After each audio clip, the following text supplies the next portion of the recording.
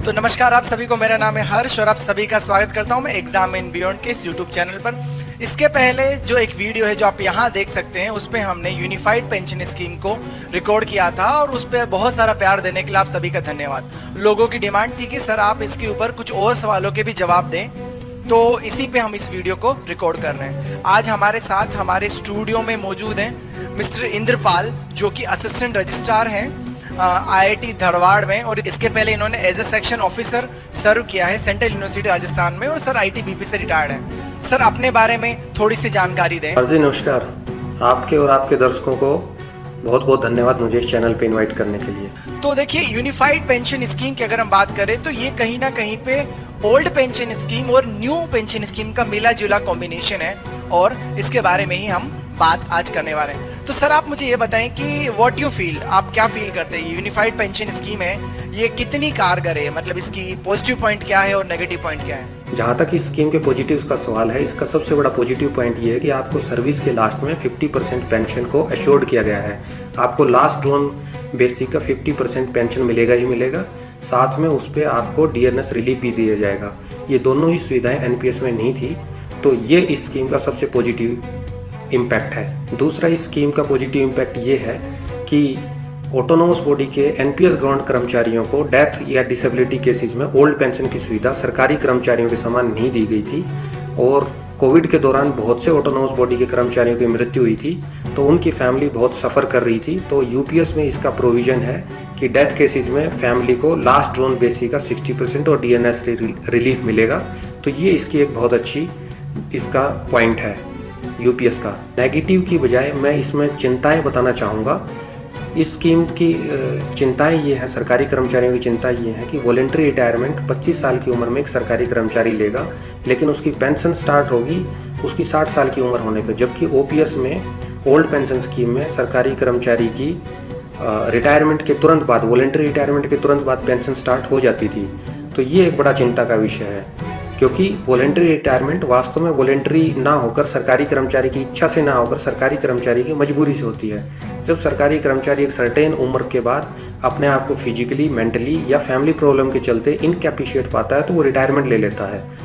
तो जब वो रिटायरमेंट लेता है तो उसको पेंशन उसी दिन से मिलनी स्टार्ट होनी चाहिए।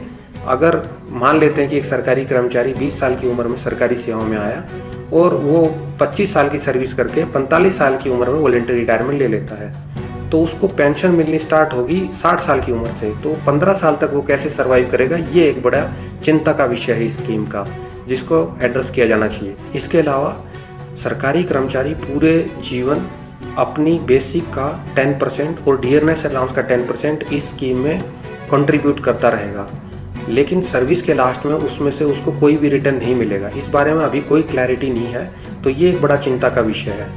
तो मेरा यहाँ सजेशन है कि अगर इस स्कीम में वॉलेंट्री रिटायरमेंट के तुरंत बाद पेंशन का तथा रिटायरमेंट के बाद सरकारी कर्मचारी का जितना कंट्रीब्यूशन हुआ है वो रिटर्न का अगर प्रोविजन इस स्कीम में ऐड कर दिया जाए, तो ये स्कीम ओल्ड पेंशन स्कीम के समान ही हो जाएगी और सरकारी कर्मचारी इसको खुशी खुशी स्वीकार कर लेंगे।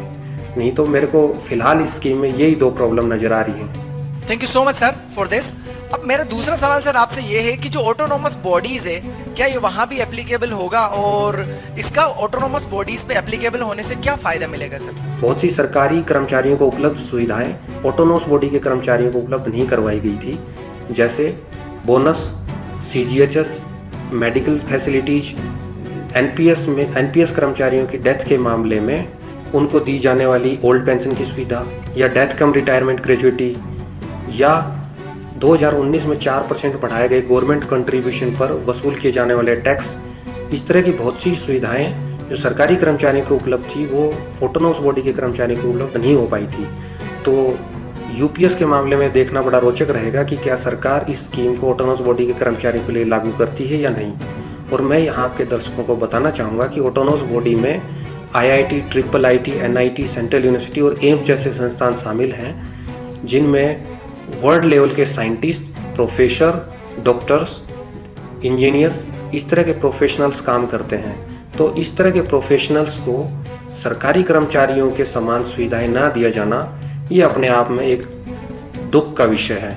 सर अगर कोई भी कर्मचारी समय से पहले सेवा से बाहर हो जाता है तो उसका उसकी पेंशन पे क्या फर्क पड़ेगा, थोड़ा इस पे प्रकाश डालने की कोशिश करें सर। हाँ हर्ष जी, आपने ये बहुत बढ़िया सवाल पूछा।